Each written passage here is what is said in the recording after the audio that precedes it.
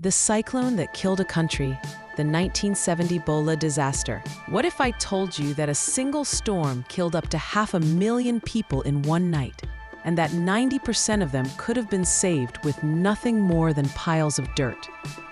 The 1970 Bhola cyclone didn't just destroy lives, it destroyed a nation.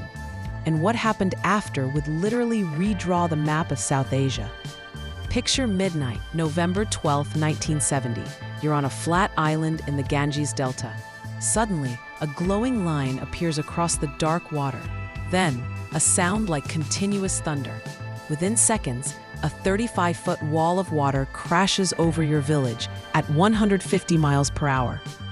This was the Bhola Cyclone, a Category 4 monster that struck East Pakistan at high tide for maximum devastation. The lucky survivors climbed palm trees and clung on for hours, leaving deep cuts on their arms and chests. One 18-year-old survivor washed up 15 miles away after 6 hours on a bamboo pole. His entire family was gone. The death toll, 300,000 to 500,000 people. Half were children. Over 3.6 million affected. This remains the deadliest tropical cyclone in recorded history. Drop a comment if you think this was just a natural disaster, because what I'm about to tell you will change your mind completely. Here's what the media won't tell you. The Bhola cyclone was mass murder by neglect. A decade before, international experts warned Pakistan's government that coastal communities needed protective structures. They did nothing. Why? East Pakistan, separated from West Pakistan by 1,000 miles, was treated like a colony.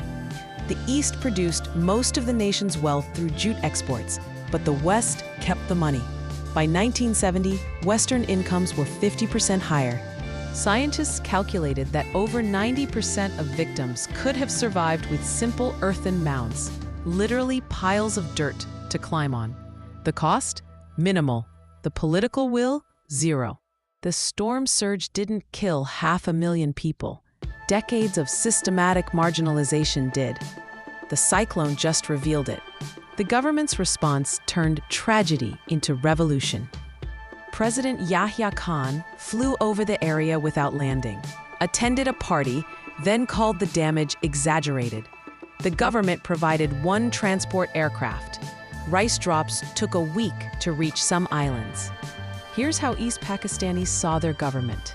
One general was reportedly quoted saying the cyclone solved 500,000 of our problems because dead Bengalis couldn't vote.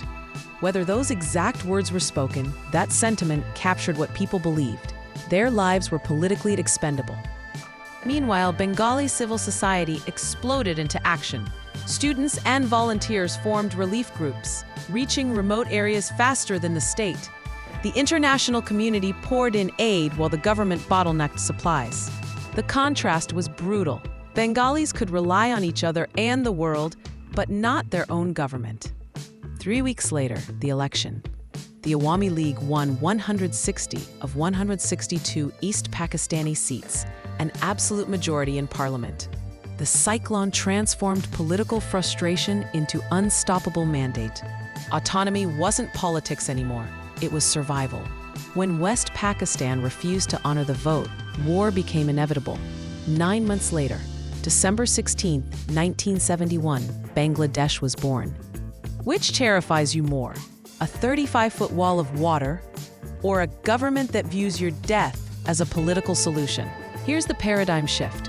Bangladesh now sees cyclone death tolls in the hundreds, not hundreds of thousands, despite numerous powerful storms.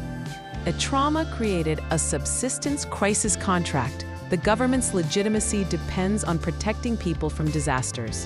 In 1972, Bangladesh created the Cyclone Preparedness Program, now a world-leading model. Thousands of shelters, tens of thousands of trained volunteers with megaphones, ensuring warnings reach everyone. They focused on the last mile, making sure information actually saves lives. A nation forged in catastrophe became a global leader in resilience. A 1970 Bhola cyclone teaches us natural hazards don't create disasters. People and politics do. But transformation is possible. The same disaster that killed 500,000 ultimately saved millions more by creating a system that refused to let it happen again.